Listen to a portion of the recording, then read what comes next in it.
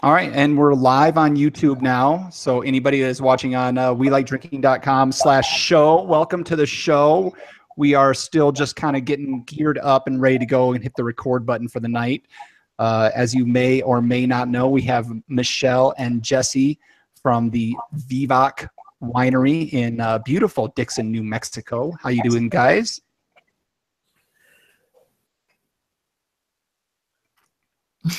Everybody still hear me? Yeah. Yes. Okay. All right. Okay, cool. So if you, what's that, Michelle? We're cutting out a little bit on the audio. Okay. Am I cutting out to you, Jeff? You're coming through fine to me, Jeff. Okay. It may just be internet related. All right. Well, we'll try and do this.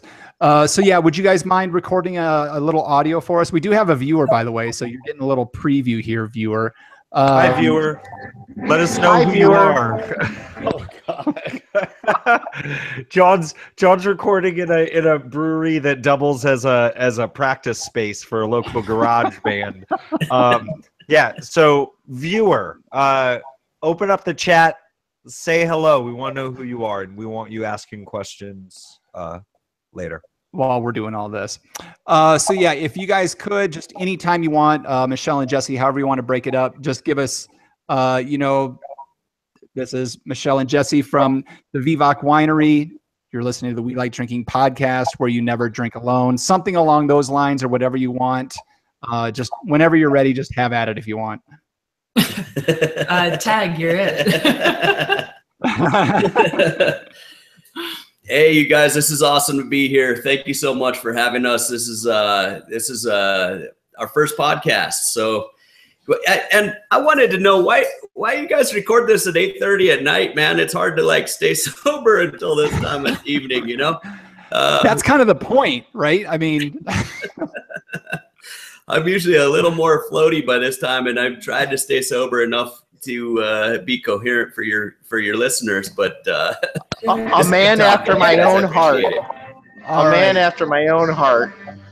Perfect. Well, then let's just get this thing going so we can get right into the show and we can all get drinking on these awesome wines. So, like Jeff said, I'm going to give you some countdowns just because my audio's not working. Just try to stay quiet. If my hands are up making hand signals, John, you loud bastard over there. And we'll just get right into this hot mess. All right, here we go. Thank you for joining us at the We Like Drinking Show, episode 145. In this episode, we'll be tasting, talking, and learning about everything Vivac. So crack open your beer, uncork that wine, and let's get drinking. Drinking. yeah. I'm getting bit by mosquitoes down here in the brewery. And we're off. So here we go, listeners. Just, I don't even know, get ready for a hot mess. We got all kinds of problems going on tonight, but we will suffer through because we have an awesome lineup of wines to drink and people to talk to. And we're going to get right into this little happy hour of ours, number 145, and find out who we're drinking with. We've got our wine blogger, Jeff Solomon. We've got our commercial brewer who is actually in the brewery with like some Iggy Pop playing in the background. I don't know what's going on over there. And I'm your host, Jeff Eccles. Guys, I know we usually talk about what we're drinking, but we're not going to do that tonight. We're going to get right to our guests who, let me see here. Our guests tonight are two of the four owners of Vivac Winery located in Dixon, New Mexico. It's about 20 minutes south of Taos. A winery above most others as it resides at 6,000 feet altitude, making it one of the highest altitude wineries in the world. Founded by brothers Jesse and Chris, along with their wives Michelle and Lilana, this team is producing award-winning old world style wines using 100% New Mexico grapes, made, picked, produced completely by hand. Our guests are both certified executive sommeliers through the International Wine Guild with several of their master intensives completed. And if that wasn't enough, Jesse and Chris are completing their winemaker certifications from UC Davis, while Michelle and Lana run the business side of things, as well as multiple side businesses. These people have Energizer rabbits going at all times. Please help us welcome Jesse and Michelle Padberg. How are you two doing this evening? Good. Cheers. Cheers. Cheers Doing to all you right, guys. man. Thank you so much for joining us. This is really exciting. I mean, John Ruyak, you mess up a lot, but this is like your best mistake ever. So, listeners, you may remember. You may remember a couple months ago, John was on talking about a wine festival he went to, and he was going on and on about this awesome winery and these awesome people, and this Aglianico was the best he's ever had, and he kept calling it the winery, the winery, the winery. And we all went about our business, and then I get this email from Vivac, like, hey, thanks for calling us out and never saying our name. That was awesome. And so we had a little bit of a relationship start up with them, and we ended up getting this show worked out. And welcome to the show, guys. Thanks so much. And it was the best omitted winery name experience ever. And the best apology, John. That was a great apology. You just keep. Is that why I didn't get any bottles of wine in the mail? It was a punishment. That's Sorry. right.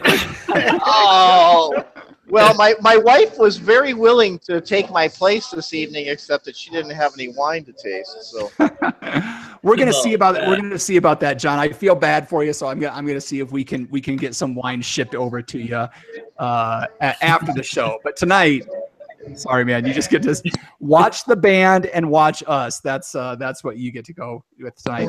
yeah, see, but I've had it all firsthand, right there at the tasting room with the whiptail lizards running around the tasting area. So you got eat it, Jeff's. I was gonna say, on the bright side, at least John's tasted most of these wines probably, and whereas maybe Jeff probably haven't. But I tasted most of them.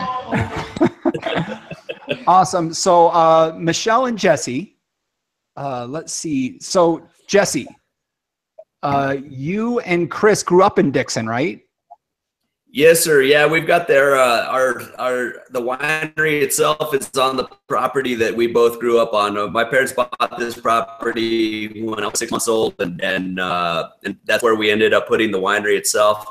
My brother came home from the hospital to this property, and mine and Michelle's house is still 100 yards from my parents' house on the same property where I was born and grew up. So. Oh wow, that's awesome. Now it wasn't you weren't growing grapes before that, or no, we planted the first grapes on the. Well, actually, there was some experimental grapes that my parents planted long ago, but it was mine and my brother's dream, and we started the winery, or started the first vineyard, and then started making wine as well from on this property, but with help from my parents, but not like through the winemaking or any of that kind of stuff. So okay. Lots So of was support. that?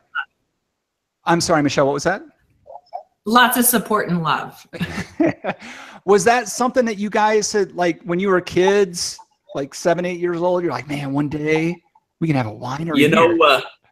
Yeah, we always wanted to be in business together. We didn't know what we wanted to do, but I fell in love with wine. I was a Colorado, Buffalo, beer drinking, party having kind of guy. And then I spent a semester abroad down in Chile, and the beer down there was horrible and expensive. And then the wine was cheap. So we started drinking wine, and I fell in love with it since then. And, but I didn't know that's what we were going to end up doing until after I spent after I graduated. I went to Europe and did the whole backpacking thing, and didn't know what I was going to come home to. And many late nights over a bottle of wine, the bottle of wine started looking pretty good to me. So when I got home, I called my brother. He was going to Tulane at the time, and I said, I know what it is. And he says, what is it, man? And I said, we're going to open a winery. He said, right on. So he transferred back to UNM in Albuquerque, and every weekend he would just travel up, and we would do our, started hammering away and building buildings, and bought a barrel and started, failing at making wine. I think that's so awesome. Just from the you just had that go get 'em type of spirit. I mean, who hasn't sat there while they're like drinking a beer, drinking some wine, and said like, "Hey, man, I'm gonna do this." But you guys actually did it. Like, I feel really lucky to have you guys on the show. That's awesome. Hey. And well, yeah, John, you do that too, but that's different. You had like another career before then. So now, So I mean, I told these guys, like, I've been up, through the Rio Grande Valley a bunch of times, going to Taos and Red River and all that stuff. And I'm like, Dixon, I'm like, and then you drive off the road to go into Dixon, and you're like, wow, this is a funky little town. This is pretty neat. And it's just one of those cute, I don't want to say cute, just neat little finds off the side of the road that, that's so cool in rural states. It is really one of those amazingly untouched little tiny communities where you know your neighbors, and we all support each other, and we have a lot of the community that comes out to help us pick grapes, or when we had a real bad freeze and had to light fires in the middle of the night, they came out to drink wine and light fires and help us. And we have happy hours that really are not lucrative, but are to help support people coming and hanging out and having a spot. And I think it's a really unique community because of that. I don't want to take anything away from you guys, but have you guys ever been out to Comanche Creek Brewery? Comanche Creek? No, I don't know it. So you drive up over the Red River Pass down into Angel Fire. Before you get to Angel Fire, there's a brewery on the right-hand side, and it's 3 miles down a dirt road in the middle of a field in a log cabin. And the guy's brewing beer on a 3-barrel system in like a 250 square foot log cabin. And he's got, so it's just kind of, that's the cool stuff you run into. It's just, that was a wild experience meeting that guy at Comanche Creek, and then road to spend some time at your winery was just very cool for my wife and I. We did that on our 30th anniversary. So Yeah, that was right on, man. Well, thank you. I'm glad you. I hear at that brewery there's a garage band playing there all the time.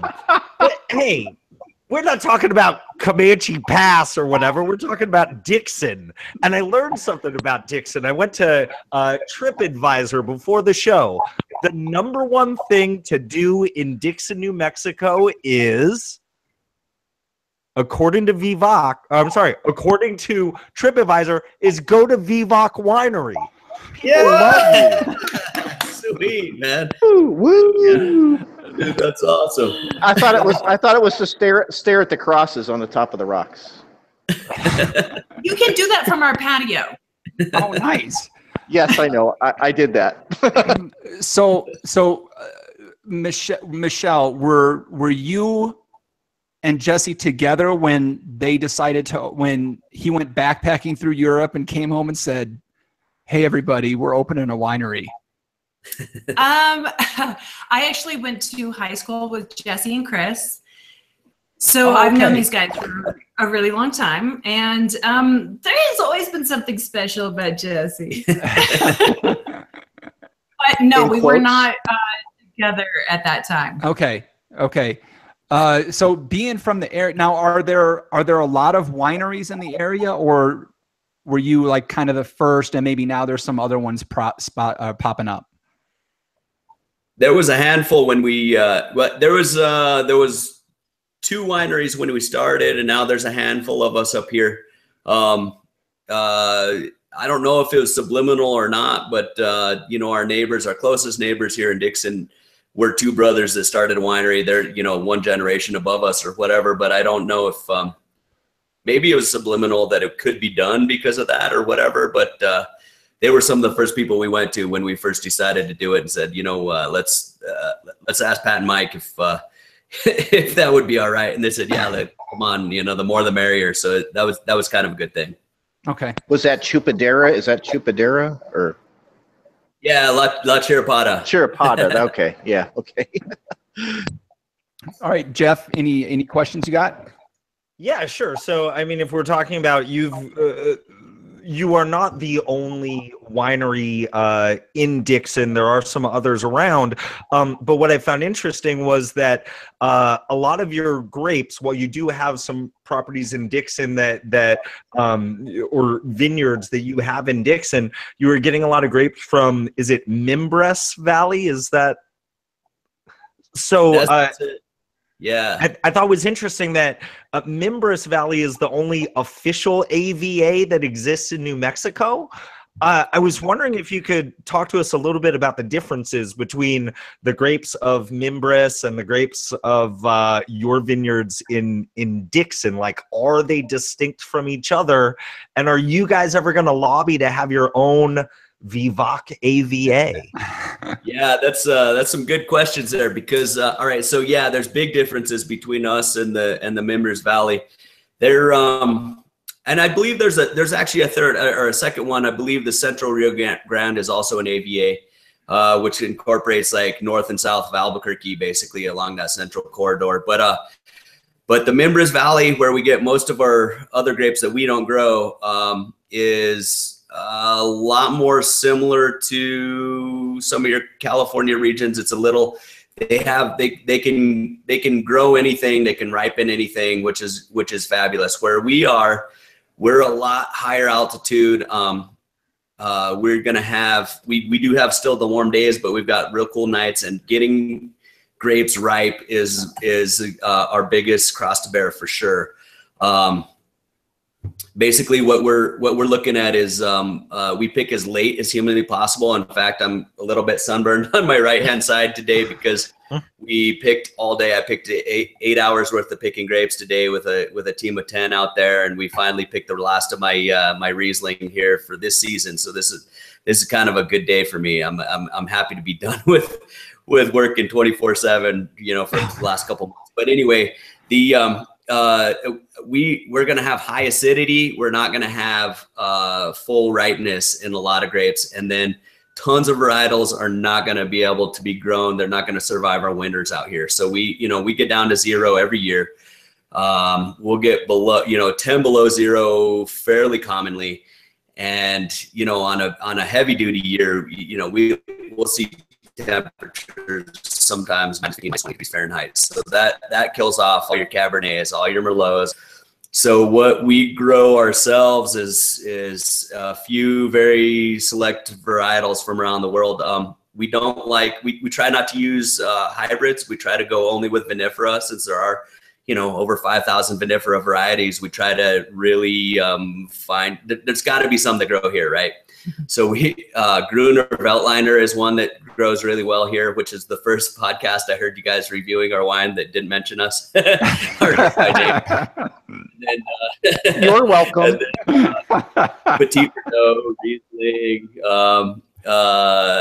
and a couple others that we're growing as well. But those are kind of, we're constantly experimenting to try to figure out what we're going to grow next.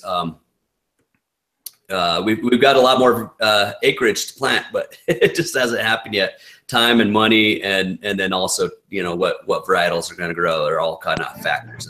Another part to that is that in the Mimbres Valley, it's still at 4,000 feet. So you're still talking about really high altitude, even though you're getting those really hot days and cool nights of those, incredible desert variances. And so it's still unlike a lot of other regions. And then part of our master sommelier work is to actually create a Northern Rio Grande AVA. So that is something that we've been working on for many years. We need a lot more people planting more grapes in order to be actually considered an AVA. So every little farmer that wants to plant grapes that comes to us and asks for advice, we really, really support support and help out, because that's going to make such a difference for us in the long-term goal. And make it possible. Well, yeah. Well, tell Blue Heron Brewery to start growing grapevines on their back patio instead of those hops that they're trying to grow. Yeah, it's gonna be hard. Maybe you should do that. Well, it was interesting to me. I'm sorry, is that the Members Valley and Deming in particular is famous for kind of sweet wines, and you guys obviously produce more dry varieties of wine. So, can you speak to that a little bit? Well, we started out with a whole marketing campaign that was a big no sweet wines with a cross through it, because we were really trying to put ourselves out there. We were very young. Chris was not even 21 when they got their first their licensing, and so a lot of people saw us as this foursome of babies coming into the established wine community and having a lot of opinions, as young people do. And so we needed to really establish what we wanted to do. And we wanted to be taken seriously on a world stage, which we've just won a slew of international wine awards, which is really exciting for us. And so, I know, yay! So that it has been, we've been at this 19 years. So part of that is that we have stayed true to wanting to make old world style wines, and that's dry wines, lower alcohol, natural acidity, great food pairing wines. We're tasting the Petit Verdot. I don't know if you want to start talking about the tasting itself, but this is a great food friendly wine. We hope that for all of our wines, and we hope when we release them that they're ready to drink right then, great with food, and then age as well. No, I want to see the Just Drink the Aliana go so I can watch him fall asleep. We'll get to Let's save that for the end, buddy. So at this point, listeners, I realize that your mouths are probably watering, so you need to go check these guys out at vivacwinery.com, VIVAC winery.com. That's where you can go to find out more information, learn more, and order wines right there from the site. So make sure you're checking that out. So now we kind of talked about it a little bit, and I'm really curious about this. So when you first started, I realized New Mexico is like the oldest wine region, growing state in the U.S. Yeah, see, I told you. But I'm curious, like when you started, was there a lot of information about what you were able to grow? And you're saying you're already at an elevation above everybody else. So was it really just experimentation that got you to realize what you can grow there? And do you still have like some test beds or something that you're growing? And what are you learning about what you're growing and what can grow there? All right. So we, it's kind of hard, right? It's all trial and error and stuff like that. We started out planting whatever everybody else had planted, which was hybrids, and realized you could make a pretty decent wine if you blend a lot of them together. Any one of them on their own is just brutally pokey in some weird way, and you don't know how that's going to be. But we really wanted to do vinifera, and we figured there had to be varietals out there. So we just started doing the research on what can withstand the winter lows, and then also hopefully has a shorter season, growing season. Like ideally late bud break is our main one. But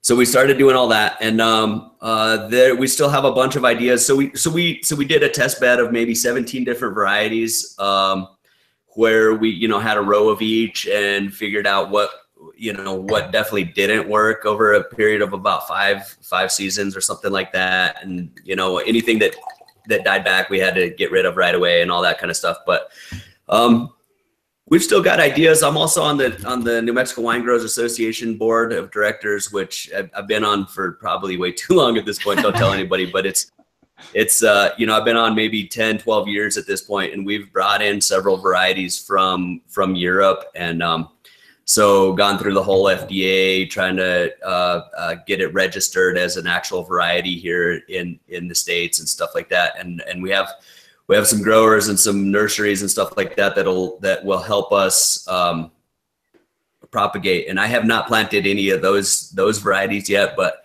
there's some, you know, anything out of Austria is a candidate always.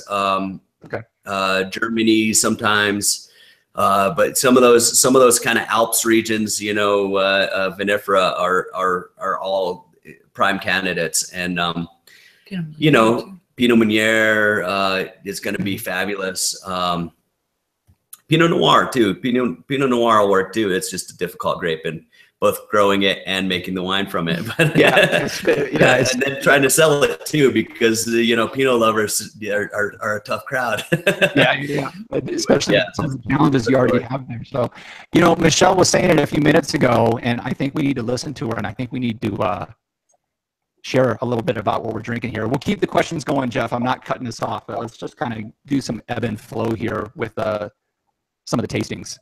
Yeah. Hey, well, as we're getting into this tasting, I do want to say somebody jumped into the chat here. VP jumped in to say, hey, it's great to see my favorite winery, Vivac. They're called Vivac, John, on my favorite podcast. Sweet. Congratulations to everybody. So they just wanted to give a shout out. Thanks for chiming in, VP. Hey, so yeah, I guess I'm really excited to just get into tasting this Petit Verdot, but I do have to ask about the in-house cheese and chocolate making. Oh, you beat me to it. That was going to be my next question.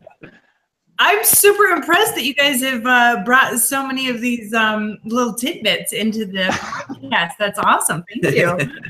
My sister-in-law, she is a gorgeous woman, and she's my partner in crime. We run the business end of the winery. And that way the guys can stay in the vineyard and the winery making wine and being happy. And happy winemaker makes happy wines. So her and I are a tight team, and then she makes these absolutely incredible chocolates. She's from Central Mexico, and so she's beautiful, has this great accent, and then makes to die for chocolate. So it's an unbeatable combination. And then I started making cheese a couple years ago because, you know, you need chocolate, cheese, and wine. So That's why right. not? How was that? The chocolates are delicious. Aren't they? Had you made cheese before? Or you just kind of woke up one day and you said, "Well, we got a winery, we got chocolate. I better become a cheese expert." I making jewelry before this, and I got really tired of making jewelry because everybody came in. And I was talking to Jesse one night over a couple bottles of wine, and I said, I want to do something that adds to the tasting room and the environment like Liliana's chocolates. I'm just having a hard time finding what that would be. And he was like, yeah, that would be great. It'd be like cheese. Not that you're going to learn how to make cheese, but that would be a cool thing. And a few minutes later, I said, I think I can learn how to make cheese. And, you know, it's very, very similar, right? It's very, very similar to the fermentation process with wine. Mm-hmm. And through my obsessive geeking out on wine, I thought that all that lingo made sense. And so I jumped in, and it's been very successful. That's amazing. What are some of the styles of cheese that you have? I do savory cream cheeses, and so I do start those from scratch to add my own enzymes, you know, cultures, all of that. A lot of people think that I buy like Philadelphia cream cheese and then add pepper or chives to it, and I don't. I actually make the whole thing. And so those are different flavors. Italian herb is the most popular. And then I do wine cheddar, so they're farm fresh cheddar, so they can be released a little bit younger. They also age well. They kind of turn into almost a Parmesan as they get harder and older, but they are just a regular white cheddar, and then also I'll try out different wines to soak them in. So whatever I'm feeling like at that time. Okay. I think at this point, we need to take like a 10-minute break so we can all go get some cheese. Yeah. Note to self. Get Philadelphia cream cheese and some herbs. Okay. Yeah, let's get into this petite. Yeah. I mean, I'm on my third glass at this point, so. I am too, but now No, me too. I was drinking it, but now let's taste it. Yeah. Those at home. Yes. So what is the significance of, tell our listeners what the significance of the 1725 here on the label is. So 1725 is our vineyard, our state vineyard that's there at the tasting room. All right, so this is grown on site. He had to take a little quick exit. He didn't have enough wine. Okay, understand. The 1725 is the name of our estate vineyard that's right around our tasting room, and we actually had a competition to name that vineyard, and a local historian who's no longer with us, but he was phenomenal person in the community. He suggested 1725 because that is the date that the Spanish were given the land grant of that exact area. And of course, the Spanish were bringing grapes and planting grapes and creating wine for the church. So it's a very historical reference, and we found a lot of pot shards that we collect as we are planting as well, and trying to keep those as a special memento that we're pulling from the land and its history as well. But that is where you're seeing a lot of these varietals come from, the Petit Verdot and the Gruner that you guys tasted before too. Awesome. All right, well, Jeff Solomon. Yeah. Let's get into this thing. You know, it's a beautiful color to this. I wish Stacy Louise Briscoe were here so she could explain exactly what type of blood I am looking at. But Yeah, absolutely.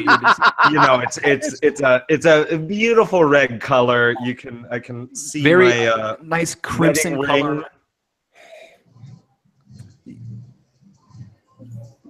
Yeah. Yeah, it's a beautiful color on the news. I'm getting some. What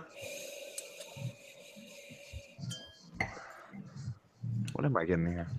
Okay, so first I have to ask, because we've got a lot of New Mexico represented here. If I'm a crazy person, if this is all just something that's in my mind, but almost any wines that I taste from New Mexico, I swear,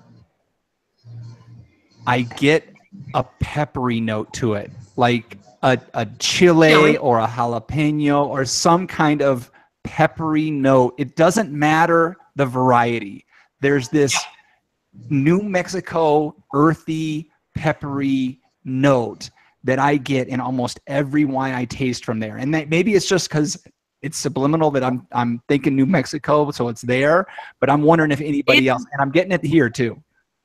Yeah, it's absolutely part of the terroir. And I know that, the latest hot debate is about terroir.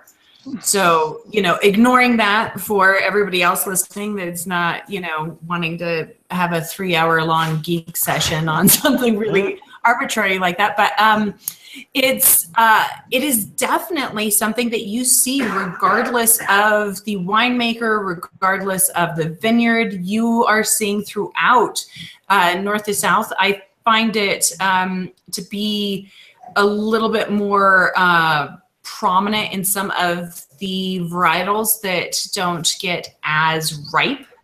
Similar to that, like bell pepper kind of issue that happens, all across the world. But it's there. It's an undercurrent for sure. And one of the wines that I think is the most easy to recognize across the entire state is Merlot. Everybody can make a beautiful Merlot in our state. It's an incredible grape.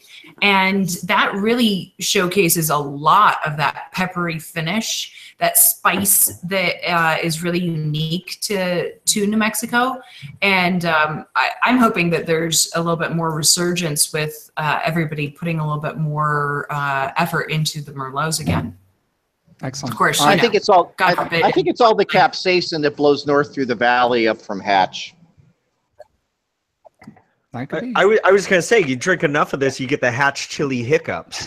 But no, like this really is like a nice, It was funny before you suggested that we start with the Petit Verdot. I'm like, oh, we'll put the Petit Verdot in the back. We'll taste it last. This is definitely a more easy drinking version of a Petit Verdot, and it makes sense if you're at a higher altitude. If it takes longer for things to ripen, you got to wait later, and it's already a late ripening grape.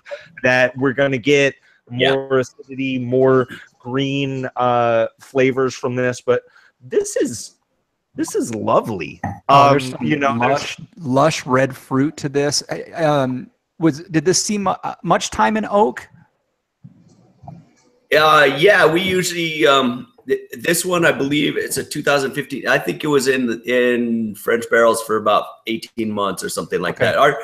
We tend to go lighter on the. We try not to have too much oak flavors in our wines. We like the extraction qualities of barrels, but we use older barrels as often as possible so that we with wood.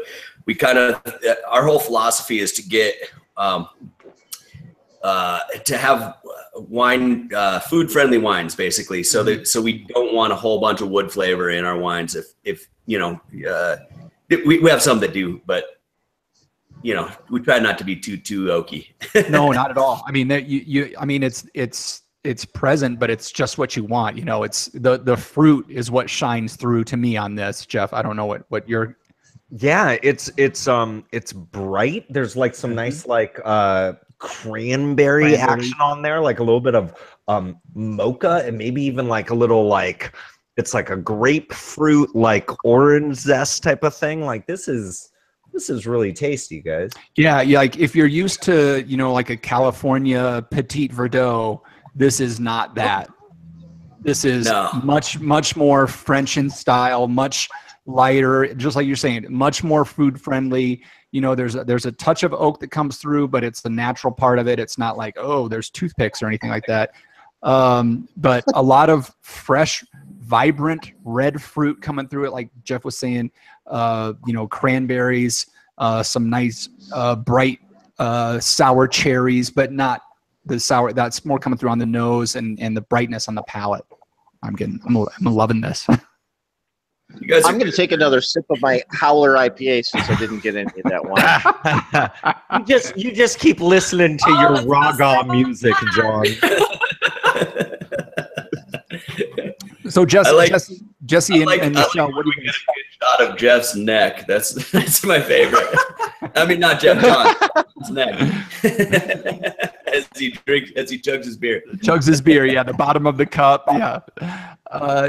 So Michelle and Jesse, what do you guys get on this? Walk us a little bit through your experience with the Petit Verdot. I get a lot of anise on this. Towards the top, one of the things that I think is really interesting about this particular vineyard is that it can showcase the varietal so well. Petit Verdot, I think, is often so heavy-handed, and it has such a huge kind of predominant flavor profile and inky, and then has a sharp acidity where I don't particularly usually find that those are easy to drink, or you understand why they were used as blending. Right, exactly. It was a blending grape, and for this wine, it has such suppleness, and like you were saying, it has great fruit forward.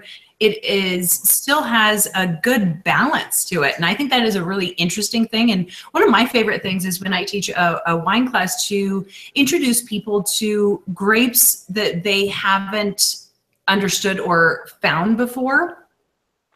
And I think that's one of the specialties that Jesse and Chris have, is that they nurture a grape along in such a way that every wine on our list is usually a surprise.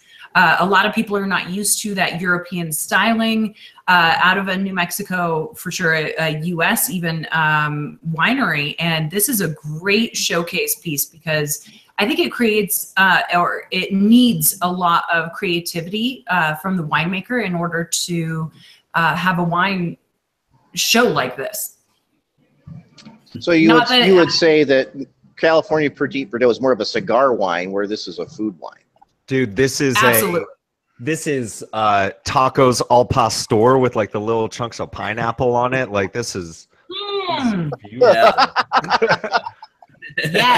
Yes. Al pastor, exactly. Okay. Sorry, we've got a lot of folks on Twitter. They're trying to watch the show, and it may not be working at the site. So if you're on Twitter, I just sent out a new link straight to the YouTube channel. So check that out. Maybe hopefully that one's live. F those. No, I'm just kidding. We love our Twitter folks. All right. How many followers you guys got on this podcast? Hundreds of fractions of few. We typically don't get a whole lot of people, especially watching live. We do have 4 people watching right now, though. So, ooh, that's like a new record, isn't it? Yeah. Chime in, jump into the chat, guys. So, man, I don't want to move on from the Verdot. I mean, I'm so excited to move on, but this is so good. We have to move on, though, guys. We have to move on. I have to start drinking another one of these. Yep, your official spit cup, Jeff. I do. The official spit cup is the back of my mouth. The back. I drink it down. Oh, that was just too much. That could go a lot of ways. I don't know. Yeah. That's why I put it out there. Thank God he didn't say that in the hockey locker room. Yeah.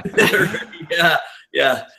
Okay, so Jesse, do you want to introduce what we're moving into next? I am so excited about this one. All right, this is one of my favorite wines that we make, and it's been one of my favorites. We've made it since 2004, which is crazy. The one we're tasting tonight is a 2015. It's called a Refosco, and it's up by it comes from the Friuli region, up by northeastern Italy, up by Croatia. It crosses the borders there. It's a fabulous wine. I nearest I can guess, there's about a dozen of us stateside that produce a varietal Refosco. Which we won in a blind tasting. We actually, we did a blind tasting about 3 or 4 vintages in, and with another guy that just happened to love Refosco. I don't know. To me, it's light bodied but full flavor. I don't know what it is. To me it's one of those real versatile wines that once again, our style is a little more food friendly, a little higher acidity, not super oaky, all that kind of stuff. But to me, it has like these light notes of like fresh garden peas and watermelon and weird stuff like that. And yet has that tannin to base it. Exactly. It's so interesting. So to me, it's one of the best things, and it's one of the few red wines you can pair really well with a salad, as long as there's some dried like cranberries in it and some feta cheese or blue cheese in it. Blue cheese is an amazing combination. Oh my goodness! Wow. Jeff, have you ever had a Refosco? I haven't, and honestly, like I'm just really into the nose right now. I haven't even tasted it yet. It's like there's this beautiful like wet garden soil. Yes. I'm getting like a fungal quality to it. Absolutely. Yes. I thought I just made that word up, but I'm glad you. I like that. You meant at least. No, but that's not what I smell when I take off my shoes, right? No, God. A little different. It's like that, but like the kind that is welcome. Like, it's the good stuff. It's more I'll like look forward to. I'll look forward to having some of this wine when I get home. This is such a unique nose. I'm like really intrigued by it. There's so many things in here that I'm like so confused by. It's amazing. It is unlike any other wine, and I think that that's some of the appeal, is that because of the fresh fruity characteristics, somebody that's newer to really appreciating wine can find a love affair with it. And then, you know, wine geeks are so excited about something that they have never found before. And because the nose is so different, it's such a great wine because of that. And is there like almost, I don't want to say menthol, but or eucalyptus, or there's something in here that's like waking my nose, like clearing my nose out, even though I like not stuffed up or anything. Like it's really waking my nose up. If that makes any sense. I get a lot of eucalyptus. Yeah, kind of minty. Minty, yes. Our grape grower down in the southern part of the state is from Friuli, and so he just planted a side pot of this because he wanted to have something that he was used to from his homeland and stuff like that. And he was just like, as soon as we heard about it, we're like, dude, I want to try to make some wine out of that. And since then, it's been probably like, you know, it's been my top 1 or 2 wines that we make year in and year out since then. Oh, it just won a silver at the Finger Lakes International Wine Competition. Oh yeah, that's right. Those judges, so did the Petit Verdot. Those judges were high if this didn't win gold. Yeah. This is have you tasted this yet, Jeff? They did you wrong, but then again, like, what's the Finger Lakes know? They think that they're the garlic capital of the world too. You're not, guys. It's Gilroy. I think Jeff just lost his shit right now, but I think I did. Yep. No, like this is really it's that and there's this beautiful carryover from this intriguing nose to the palate. I don't know if I've ever described a wine this way, because it's like, why would you? It's wet. You know what I mean? Like, I just have this like beautiful and I don't know if it's because it's so tasty and I'm like salivating more, but like the soil is carrying over that wet garden soil, that mushroomy characteristic. There's this nice red fruit there. There is that like minty menthol eucalyptus thing. There's a huge herbal component to this that's really driving the flavors. Yeah, and I'm thinking of like just like some beautiful lamb dish, like maybe like if you just want to get like bloody, like a medium rare lamb burger with with just like a nice tzatziki on it, like this. Oh, this is a little bit of mint apple jelly. Come on. Yeah, all that stuff. This is so tasty. And the acidity is just rocking on this.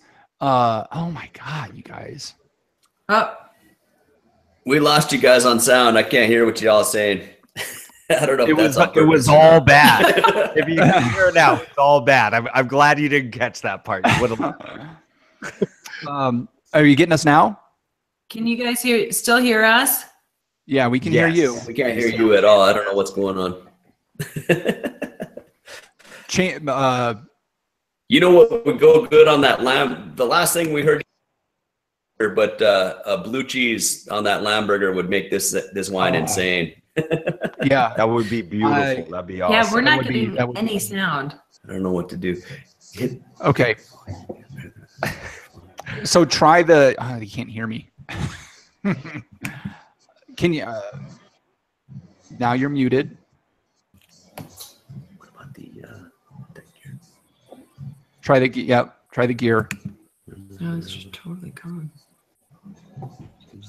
Change this speaker again. Now can you hear us? Yep. Anything now? Oh, we're hearing you again now. Hello. All right. You hear us? Nope. Yes. Yeah. Yes. Yeah. Okay. Yeah, We're back. Excellent. Okay. That was. Can I just say Like, you guys are the best couple ever, like, under pressure. Because we can hear everything you're saying, and we're just listening to you guys, like, very calmly, like, right, honey, click the gear. No, Hey, I've got a question. awesome. I've got a question. It'd be better than, You make- God damn it, honey. Sorry, go ahead, John. No, I was just wondering if you make any wines with essence of smoked whale testicles. Hey, you know what? Smoked whale testicles are the very best, you know, with most wines and most beers. I'm pretty sure Jesse and Chris are going to make their next wine out of it, right? Yeah. Awesome. Yeah. We went hunting last weekend and smoked whale testicles we actually had some at the camp. It was wild. Awesome. How'd you get whale? Got the whale. You gotta be very quiet and wait a really long time. Eventually, one will come along. The best ones come at the best ones though are at the altitude you're at. That's where you get the best ones. Well, they get bigger up there, so.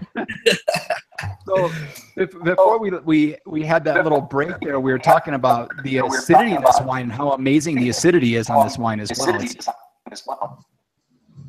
Yeah, it's kind of in line. We tend to do higher acidity wines, which with the red wines is not really. I mean, some people have harder time with it, sort of, or they're not ready for it or used to it. But as soon as you're eating a meal, people, you can't beat it. Yeah. So listeners, can you guys turn the volume down a little bit on your speakers? Yeah, maybe. Yeah, there we go. Is that better? Little more. Yeah, much better. Yeah. So listeners, like, if you haven't gone to the Vivac website yet, you need to go now, and this needs to be in your cart. This Refosco is amazing. The Petit Verdot is amazing as well, but I have never had a Refosco before, so I'm really excited to drink that, and I can't wait to get into more of it, like right after the show. You know that it's always going to be fun when you open up like the Jancis Robinson Oxford Companion to Wine, and it was seriously like 3 sentences for Refosco. So y'all know more than Miss Jancis. So What? So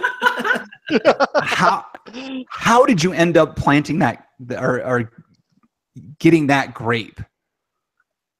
So our grower, our main grower, put some in, and then we just wanted to get it to be part of that. And so we said, I mean, he thought he was just planting for himself. Since then, he's realized that he really wanted to do it. I mean, that we did it, and then a few others decided it was also a good idea. So there's maybe 4 or 5 of us here in New Mexico have a right Refosco. To me, the real test of it is going back and tasting our 2005, 2006, and it is one of our best wines that lasts forever. And it's because it's so fresh. Right now you're tasting the 2015, and because it's so fresh, you're thinking maybe it'd be a little bit weird, like that it would age, like how it would age or whatever. This is the wine I look forward to the very most tasting from our library. It's it ages so beautifully. I don't know. I will never, if I ever see it on a menu by anybody else, I will always try it because it's just fabulous. And it's different. It's different from Italy, and it's different in France. They grow it in the where is it? The Jura region in France. And over there, what's it called? It's called something else. It's not Durif. No. It's something else. Yeah. Durif is raw.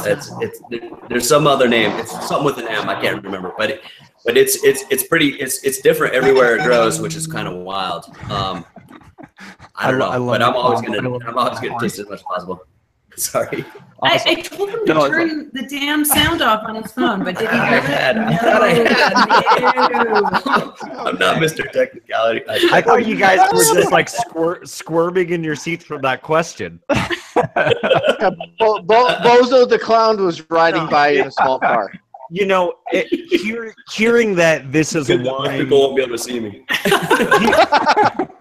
hearing that this is a wine that you can age, I'm telling you right now, guys, and at these prices, it's only like $42. You should buy half a case. Totes. Okay. I was joking because it's less than that, guys. You should buy a full case. It's amazing. It's beautiful. It is. Okay, but we have to move on. John, do you know what we're drinking next? Yeah. No, I'm gonna flip you the bird right now, Mr. Correct. Oh, that inky beautifulness. Damn you! You know what's actually kind of fun, guys? Jesse and Michelle, is it okay if we have Jeff Eccles pronounce the name of the grape? Because it's better when he does. No, that's not okay. You're not allowed to let him pronounce it. I've heard it before. All right, so what are we drinking next? Alianico. There you go. Basically, the G is silent. Yes. And I have to say, guys, before you taste it, it is, I think, my favorite wine ever. Ever. All right, so Sounds like What are you drinking tonight? Are you drinking beer? I'm drinking my Howler IPA. all right, Jeff, are you getting Sorry, into man. this one yet? I am. I'm putting my nose in there right now. I'm getting like some nice like pencil shavings. Like it's one of those things where it's like there's this certain like nice like chalky powdery tannin that I can almost sense on the nose whenever I stick my nose into something. Like I'm getting a sense of that on the nose, like how velvety soft. I'm looking forward to that right now. All right, Michelle. You have no idea how upset I am right now. There's a little. I'm getting a little like cracked black pepper on the nose as well. I think I'm getting a little bit of John's tears. I think I'm getting a little bit of that. Yes, you're getting John's tears. Man, those things are sweet. Oh! That's just so wrong. Sorry, brother. You get the vibrancy of this wine even on the nose. You can kind of sense that there's going to be some acidity to this wine coming through. Yeah, and there's a nice like I kind of cheated. I had to take a sip already, but just on the nose, like there's like some much like darker ripe fruit, like some plum going on there as well. And man, I just took my first taste of this, and this is oh god, guys, this is awesome. Jeff's getting all Barry White on this one. we like that. We like that a lot. Yeah, I'm going to sign off the show. I'm signing off the show now. I can't It just do this kind anymore. of man, it just kind of wraps a glove around your tongue and just doesn't let go. This just hangs out on your palate, just giving you some mouth love. And you guys thought I was talking shit. This is so yeah, man. It's your favorite wine description, Jeff. It's just hashtag smooth, man. This is wow, that finish just goes on and on and on, but still, again, vibrant, acidity. Mm-hmm. It's alive. It's in your face a little bit, but it's not tannic. It's not, ripping you apart or anything. But man, this is just and It's what like I it's love, like it's like getting kneecapped by the mafia, but with a smile. yeah. Ooh, I like it. I might have to get to quote you, man. That's awesome. I love that. Yeah, it's kind of like one of those things where it's like, I think folks that might be, new into wine, where it's like, it's just flavors, guys. It's just taste, but it's like, it's more than that. There's this beautiful dark fruit, but like the mouth feel like is such a ride on this one. Again, that beautiful dark plum characteristic. There's this nice long acidity, those velvety tannins that are like gripping and like almost like curling up little layers of epithelial tissue like underneath my lips and in my cheeks and on the roof of my mouth. Like this is, it's like wrapping your tongue in, what'd you say, Jeff? In mouth love. This is hardcore mouth love, Jeff. Like this is awesome. It is. I like it. I was just gonna say it was sexy, but that was poetic, man. I really appreciate that description of it. And this is. I'll be honest. Like the first two, I really see as food-friendly wines, and I see as wines to share. This is one that I kind of want to go sit in a corner by myself with, and. You can't have any of this. No, it's not that, but it's just like, this is one I just want to experience for a while. This is one I just kind of want to sit and I just want to let this one evolve over the course of a night and just see what this one does, because I get a feel that this one will change kind of as it opens up and as it starts to oxidize a little bit. I just see this one growing as you go through a night. Yeah, and I honestly look at this as this is a campfire wine, in the sense that it's like after you're done with everything else and you're just hanging, like lounging by the fire in the middle of the night. Like this is the thing where it's like you're just sticking it in the dirt between you and the one that you love, and because it's dark, she doesn't notice that you're drinking most of it, but you'll leave a little bit for her.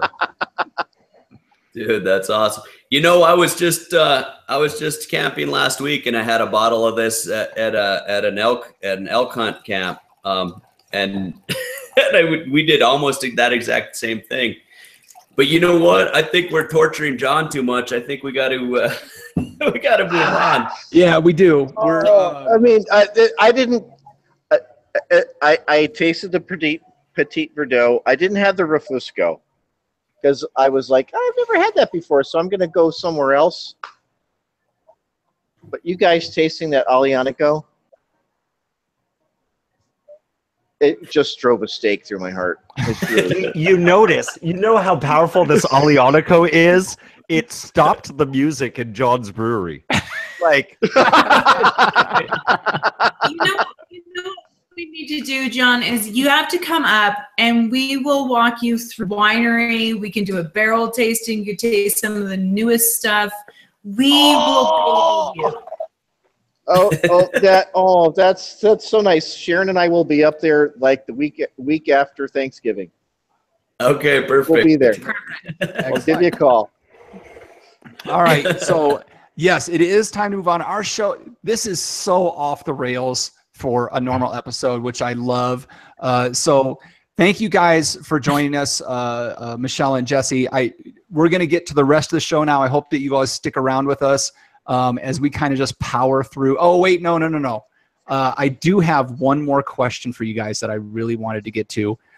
We have one of our dear listeners, one of our best listeners, Sloan, who is he's a big wine nerd. He's really into it, but he had a great question that I wanted to pose to you guys. So Sloan asks, what are the biggest challenges that emerging wine regions in the U.S. face in today's market? Oh, money. I know. Well, there's money, of course. But 100%. The problem is every single wine region that opens up starts out with some retiree mom and pop style wineries that don't know what they're doing, and they there's 10 of them in each state, and they just totally destroy the reputation before the reputation gets started. Everybody ought to retry all their local wines and wineries, because there are fabulous wines being made in every section of every corner of the United States right now. It's not every winery you're going to be hit and miss, but you're hit and miss in Napa too. So it's not, that's absolutely the biggest thing. The technology is out there, the winemaking, the science is there, the grape growing skills are there, where every single region ought to be able to make decent wines at this point, and most of them are doing so. Even if you think your local state or your local region is producing crap, yeah, it still might be 50% crap, but 50% of it might be right, and you ought to retry it. Yep. And I'll say to that, when you're trying other states' wines, you're guaranteed to see Cabernet Sauvignon, Chardonnay, Merlot. You're guaranteed to see them. Most of the time, they don't work. They work in California, and when you see places like Vivac that are growing grapes for their environment, that's what you want to find. So talk to the people in your state, talk to the wineries, what works in our state, find those grapes, and man, you get a freaking experience like we got tonight. And yeah, this is super awesome. And when you walk into one of the wineries that Jesse was kind of alluding to, and you see that they're selling garlic wine, just turn around, walk out, look on that wine map, and just go somewhere else, anywhere else. All right. So that's why he doesn't do our PR. All right. So Sloan, thank you for submitting that question to us on Twitter. We really do appreciate it. We're gonna keep the bass awkwardness going, and we're gonna get on with the rest of the show, and we're gonna power through it, and we're gonna get started with grape, hop, or pop culture reference. This is where I give these guys a term, and they'll tell me if it's a wine grape, a beer hop, or a pop culture reference. So here we go, guys. The term this week is Goldberger. Say it again. Goldberger. So is Goldberger a wine grape, a beer hop, or a pop culture reference? John, you had to go last week to start it off. So Jeff Solomon, and it's exactly like I say it, Goldberger, but all one word. Wait a minute. Is the burger with a U or an E? Both. The first is it a U or an E? It's a U. B-U-R-G-E-R. Okay. Goldberger, one word. Goldberger, all right. one word. That changed everything. If it was a E instead of a U, I would have said that was the finishing move of professional wrestler Bill Goldberg. But the Goldberger is it just sounds like it would be a hop. Like some broing out, developing like the most broiest hop of all time. He's like, I'm going to do like this golden ale. It's perfect with burgers. And here's this hop. Goldberger. Goldberger. Okay, so you're going with a hop. Hop. All right. So Michelle and Jesse, is Goldberger a wine grape, a beer hop, or a pop culture reference? I think it's a pop culture reference. Yeah, I've been listening to your podcast a little bit, man, and I always think it's a wine grape, but it's not a wine grape. If I'm wrong, I'm probably wrong here, but yeah, it's got to be pop culture. I don't know. It's not gold member, but it's Oh, hey, can I ask this, Jeff, real quick? Is Yes. there a umlaut over the U? There is not. Okay. All right, and John, back to you. Is Goldberger a wine grape, or beer hop, or a pop culture reference? I'm going with Jesse. It's a pop culture reference of some sort. It's So you're like, punting. When John doesn't know, he just always goes with pop culture reference. True. Okay, so normally when I have somebody in wine on, I don't go with a wine grape. I go with either a hop or a pop culture reference. I flip that all on its head. Is it a white Austrian wine grape? No. Is it? Yes, it is.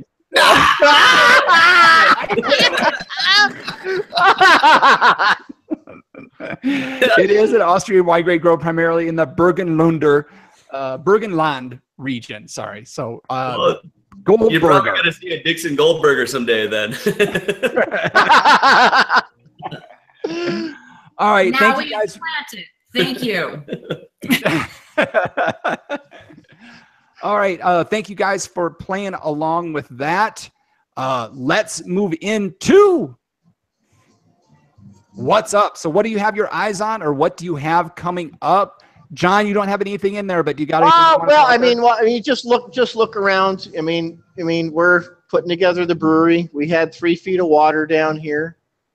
But the brewery's getting put together. We'll probably do a hot water test on the brewery sometime in the next 3 or 4 days.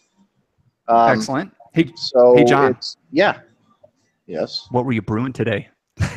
Oh. This is an Michelle, cover your ears. fuck you, Jeff. I was brewing a pumpkin beer, god damn it. Well, that's what's up. Everybody, if you're in Costa Rica, make sure you get down to But honestly, I think it's going to turn out really well. But yeah, I don't know if the winemakers are familiar with mashing grains. The pumpkin makes it stick. So when you're recirculating the wort through the grains, it just is sticky, and it jams up. And we lost all our rice hulls, which is a filtering aid in the tropical storm. So we had to throw all those out. And today's typical 10-hour brew day turned into 14 hours. So yay me. Yay you. But it does smell like pumpkin, and I did put a little bit of pumpkin spice in the wort. So I think it's going to turn out really nice. But every brewer on the planet will tell you they hate making pumpkin beer, and I'm included. All right, Michelle. Yes. There's a lot of cool stuff coming up at Vivac. What do you got for us? Well, most importantly is that anybody that's listening and wants to join our wine club, that is available every day, all year long. And you can find details on our website. We also have a wonderful annual Halloween party that is on the 28th. We give prizes for kids and adults, and Liliana does these really cool awards, and we also give wine for the adults, not the kids. That might help some of the kids, but right. we try to be PC. So that's kind of what we're looking forward to. We just finished up with harvest and some big, huge picking parties. So we're looking to having a little downtime, and then Jesse and I are taking off to Colombia. Woo! Woo woo!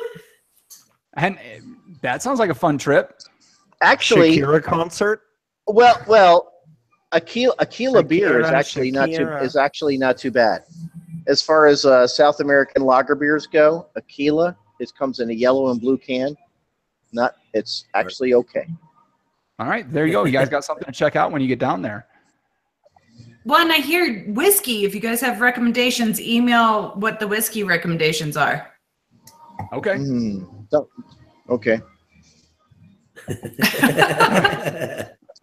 All right. Or not. What's a good email to get a hold of you guys at, if our listeners want to do that or reach out to you? If you want to sign up for any of our, we've got a wine class next weekend, our Halloween party, any of those details, info@vivacwinery.com is the best way to get all your general information. And then vivacwinery.com has tons of information. You can download our recipes. I create lots and lots of recipes for all of our wines, so you can easily print those off of our website. We want those combinations to be very user-friendly. Excellent. Beautiful website, by the way. Guys, make sure you check it out. Okay, Jeff Solomon. Bum, bum, bum, bum, bum.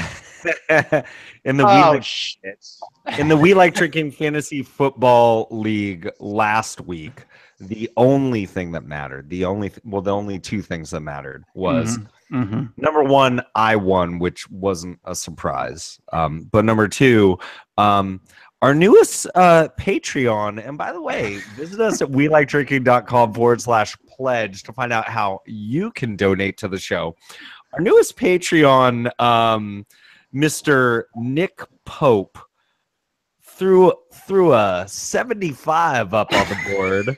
I'm sorry, 73 up on the board. You got smoked, bro. So I'm back in first place as predicted. I don't envision I'll ever see you again. Nick Pope, newest Patreon, and I love you and thank you for listening. Tell me how my butt smells. Oh, jeez. Okay. Because you'll be trailing me the rest of the year. Solomon, Yeah. just a second. Yeah. Remember way back in the day when we did I wasn't there. I had to do something that night. And you said my auto draft turned out okay. It effing sucks. Well, all my guys are underperforming. Half of them are on IR. I get no points out of 2/3 of my players. What do you even know about fantasy football, Saul? Oh, yeah, because Auto Draft predicted that your players were going to be injured. Who would have thought that 250-pound men slamming into each other would get injured? That happens, dude. It's all right. Anyways, I'm going to smoke the smoking bowls this week.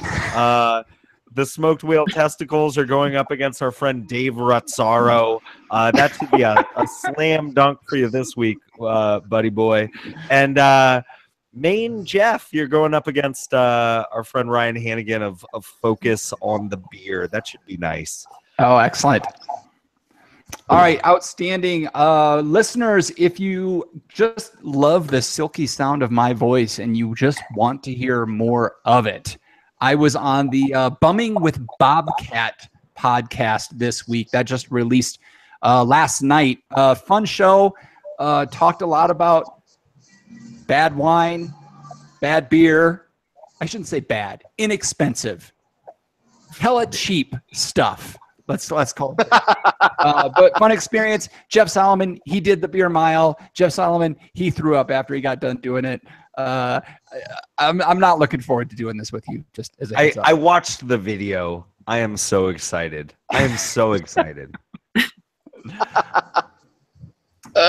And listeners, one of our good friends over at Dracaena Wines reached out to us this week just to ask if we could give a little plug for them, and we're going to.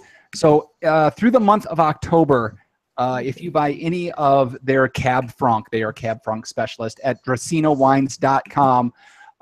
They are joining forces with the Paso Robles Wine Alliance in support of #Napa Strong, #Sonoma Strong, #California Wine Strong, and we'll be donating $4 of every one of their bottles sold in the month of October to those foundations to help support the people that have lost everything in the California wildfires. So make sure you check that out. If you do go buy a bottle, throw a #Napa Strong or #Sonoma Strong in the comments, just so they know that that's why you're there. It doesn't matter if you do or not, they still will donate that money into that foundation. So make sure you do that. All right. And it has been a hella long episode, but we are managing. But it's time to turn the lights on and welcome Last call. Time to clean house and lock the doors. So, guys, you know what we got to do here? We got to wrap the show up, get you guys all the information we need. So, we'd like to talk to you guys. Jeff Solomon, if the people want to get a hold of us on the interwebs, what are some of the ways they can do that? We are everywhere you are looking. You cannot avoid us. We are on Instagram. We are on Facebook under the We Like the Drinking. You can find us on Twitter at We Like Drinking 1. That's the numeral 1 because we are the #1 podcast in the arts category from the People's Choice Podcast Awards. Award-winning. Yeah, and just like I'm #1 in the standings, it's #1s all around. Look at this show tonight. It's all gold. It's all award-winning, top of the heap, king of the town. Yeah. Is there anything more well put together than this? No, there's not.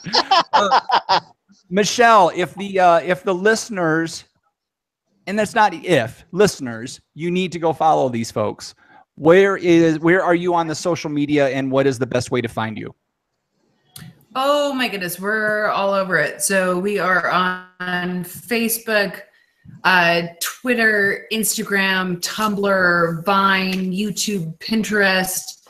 Just finally got into the big younger scene with Snapchat. We've got our own blog, Fueled by Vivac, which is fueling our marathon training. When we do that, it's fueling our drinking, which is rare these days, by the way. It's fueling our drinking on the patio. It's fueling our gourmet raft trips down the Rio Chama. Fueled by Vivac, really fun. If you like to hear a lot of complaining. And apparently, hey, got this little tidbit from the chat. Thank you, VP. Is your son? Did he start a pasta company? Is that a thing? So our nephew, our nephew, okay. Which is Chris and Lily's son. He Maddox. He started a pasta company. Yes, he makes beautiful handmade pasta. And we sell it at our tasting room, of course. And how old is he? Oh, you're breaking up. Oh, he's how old 10. 10 years old, and he's selling pasta in the pie. That's amazing. These pastas are awesome. I don't know how many people out there have had a handmade pasta, but it's nothing like what you buy in the store. No. It is delectable. It's just melts in your mouth. It's fabulous. It makes whatever you're cooking just taste fabulous, which is really cool. That's amazing. Okay, and John. Yes. We need some other kinds of help. What else can the listeners do to help us out? You know what? If you look at our podcast and you enjoy what you see, and even if you don't really enjoy what you see, you should. And if you don't enjoy what you see, you should just. But if you enjoy what you see, go to iTunes and give us a rating. 5 stars, 4 3/4, something in there. Something in there. Please go do that. And also, listeners, if you're watching this and you're seeing just the production value of this, I mean, it's top flight. Obviously, we need some help. So if you'd like to help us out by becoming a member of our Patreon program and find out how, for as little as $1 a month, you can help the show somehow. I don't know how, but get better. I don't even know how we can do that. But visit welikedrinking.com/pledge to find out how you can help us out there. We need to set some goals. we do. For our $1 contributors, we need to set some goals for them so that they can see a marketable improvement in our production. Absolutely. And moving on, you can also find the show notes to this episode with all the links to the stories or mentions we had at welikedrinking.com/podcast. All right. Michelle and Jesse, we're going to let you guys get to bed. now, or I mean, get to more of the sauce. But it is a time where we get to say, okay, panel, let's take one last trip around this table and get some final thoughts before we shut off the lights. John Ruyak. So what's the name of George O'Keefe's place? It's Abiquiu Ranch. I can envision me with my wife and a bottle of Alianico looking over the russet tones of the hills of north central New Mexico with a bottle of Vivac Alianico. Nice. Well, no well shit. Said. Well said, and then you follow it up with that. Jeff Solomon, quick question for you. Yes. What wine did you go back to? You know what? I've been sticking to the Alianico right now, and you know what would be good? Speaking of russets, like I just want this in a bag of potato chips. But that's like, this is great. Nice. All right, Jeff. Any final thoughts? And that was it. That was the most clever thing I've said all night. I'm just gonna walk away now. Michelle and or Jesse, any final thoughts before we get out of here? Oh, you're breaking up. We're breaking up, but thank you guys so much. Michelle or Jesse, any final thoughts before we get out of here? Drink more wine. Exactly. Always. I love you guys. Thank you so much. I really appreciate you guys having us on here, and it's been awesome drinking with you.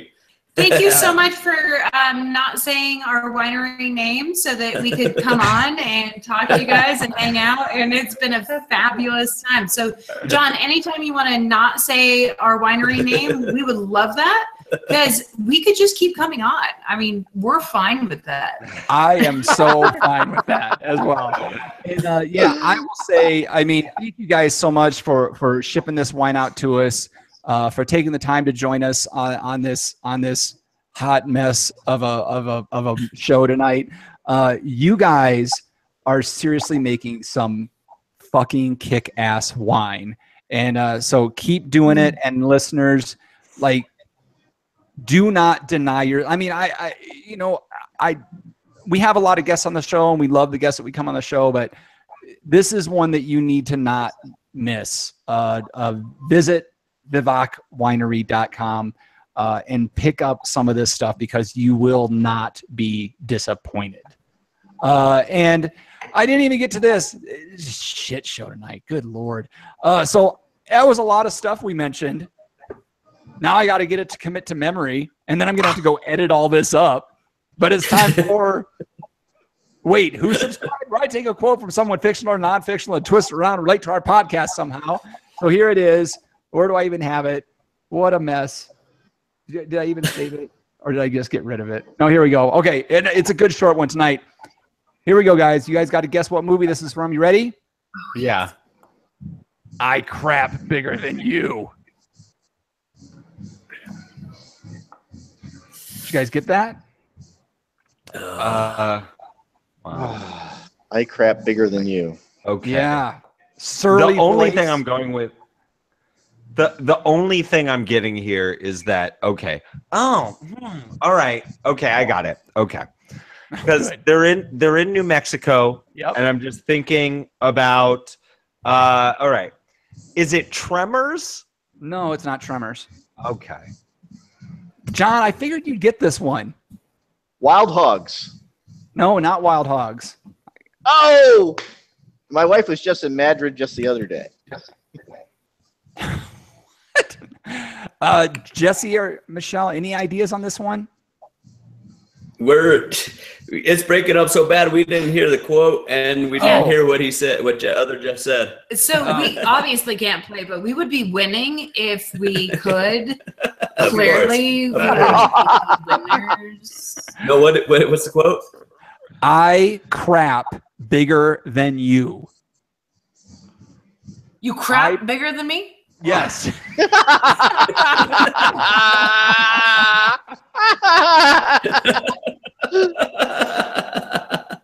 I don't know that one. There's something special about having that quote read back to you. That just really that is from City Slickers. City Slickers. Oh, okay. Oh, Okay, wasn't that shot in Durango? That's not New Mexico. I don't know. I give up at this point, but I will do this. I will say, and with that, thanks again for joining us at the We Like Drinking podcast. Where you'll never drink alone.